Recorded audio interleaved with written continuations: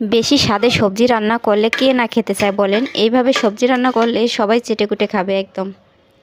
অনেকে আছে সবজি খেতে পছন্দ করে না, শুধু মাছ মাংসই পছন্দ করে। সবজিও যদি সুন্দর করে রান্না করা যায়, অনেক মজার করে, তাহলে কিন্তু এটাও সবাই খেতে চাইবে।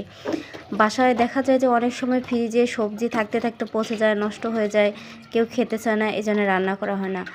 আমরা যদি সুন্দর করে রান্না করি, এইভাবে সব রকমের সবজি একটু একটু করে নিলে কিন্তু অনেকগুলো হয়। তো আমি এখানে অনেক কিছু নিয়েছি, আলু, গাজর, তারপরে ফুলকপি, সব কিছুই মোটামুটি আছে এখানে।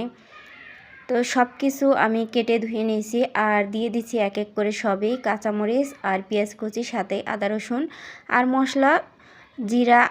জিরা দিবেন, ধনিয়ার গুঁড়া, শুকনো মরিচের গুঁড়া, হলুদ, সব কিছু দিয়ে, তো তেলও দিয়ে দিলাম একটু। তো এটা কিন্তু পরে বাগার দিতে হবে, লবণ দিইনি, লবণও দিয়ে দিলাম। তো সব কিছু দেওয়ার পরে আমি এখানে সামান্য একটু পানি দেবো, এটা সেদ্ধ হওয়ার জন্য। তো এটা সেদ্ধ হতে বেশি সময় লাগবে না, যেহেতু সব কিছুই নরম। তো এটা আমি কিছুক্ষণের জন্য দিয়ে দিছি। তো কিছুক্ষণ পর এটা ঢাকনাটা উঠিয়ে আমি একটু লাড়াচাড়া করে দেব। সামান্য একটু পানি যেহেতু দিছি, যাতে পুড়ে না যায় সেভাবেই একটু লাড়াচাড়া করে দিয়ে তারপরে আবার ঢাকনাটা দিয়ে ঢেকে দেবো আরও কিছুক্ষণ হওয়ার জন্য। আপনারা এভাবে একটু লাড়াচাড়া করে দেবেন, দিয়ে আবার ঢাকনা দিয়ে দেবেন আরও কিছুক্ষণ হওয়ার জন্য। তো আমি এখানে কিন্তু মাঝখানে টমেটোটা দিয়ে দিয়েছি। মাঝখানে বলতে যখন পানিটা প্রায় শুকিয়ে আসে তখন দেবেন, কারণ টমেটো অনেক নরম, তাই টমেটো একটু লাস্টে দিলেই ভালো হয়। তো আমার সবজিটা মোটামুটি হয়ে গেছে, আমি এটাকে এখন বাগার দেব। তো বাগার দেওয়ার জন্য আমি নিয়েছি এখানে শুকনো মরিচ, তেজপাতা আর হচ্ছে পাঁচফোড়ন।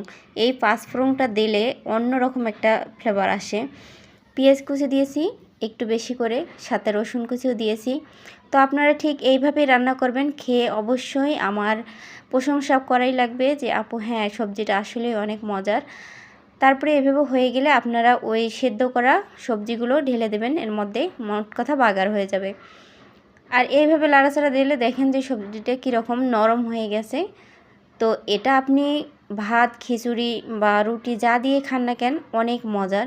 সবজিটা তো এত মজার হয়। তো এভাবেই আপনারা রান্না করে আমাকে কমেন্ট বক্সে জানাবেন। আর আমি এটা লাড়াচাড়ার পর এটাতে দিয়ে দেবো একটা ম্যাজিক মশলা। আর এই মশলা তো সবাই চেনেন, এক প্যাকেট 5 টাকা করে মাত্র বাজারে গেলে পাওয়া যায়। তো আমি সেখান থেকে কয়েকটা প্যাকেট নিয়ে আসছিলাম, মাঝে মাঝে যখন সবজি রান্না করে তখন এটা দিয়ে দেই, আরও বেশি স্বাদের হয়।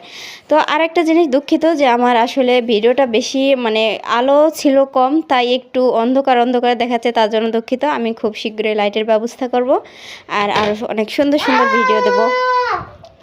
তো কার কার ভিডিওটা ভালো লাগছে। আর আমি এটা রুটি দিয়ে খাওয়ানোর জন্য বানাইছিলাম। তো রুটি বানাইছি, ছেলেকে খাওয়াচ্ছি সবজি দিয়ে।